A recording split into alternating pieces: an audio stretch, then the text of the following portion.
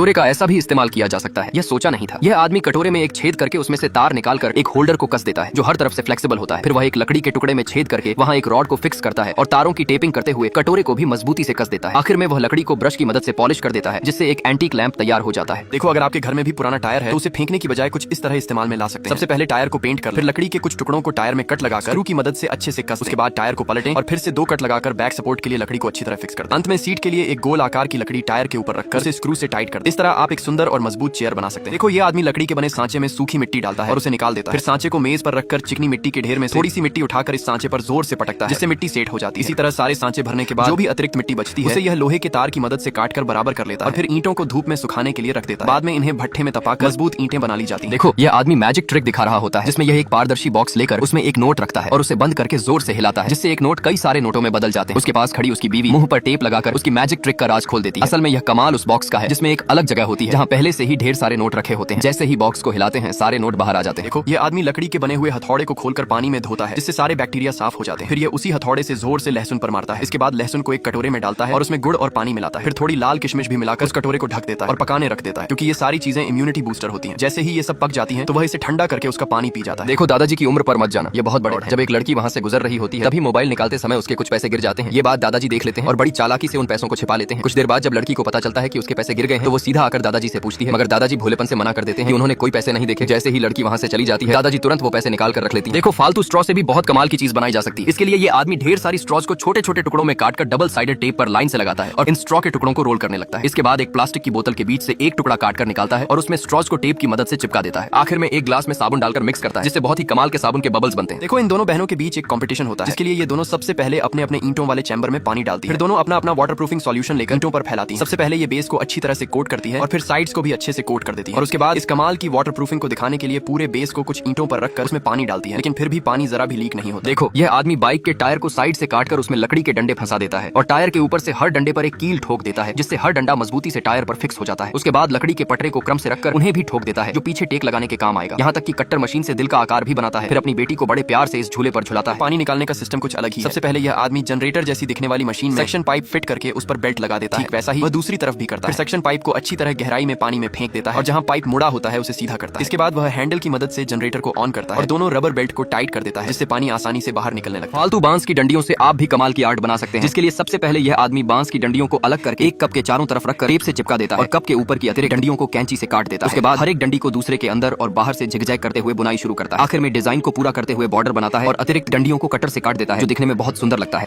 कभी भी इस गजब व्हाट्सएप चैनल को इग्नोर मत करना, क्योंकि इसको फॉलो कर आप करोड़पति बन सकते हैं और साथ ही दुनिया की हर अद्भुत जानकारी और हर महीने गजब चीज। जी हाँ, उस चैनल को फॉलो करने के लिए इस वीडियो के कमेंट बॉक्स में लिंक दिया गया है, अभी जाकर हमें फॉलो करो।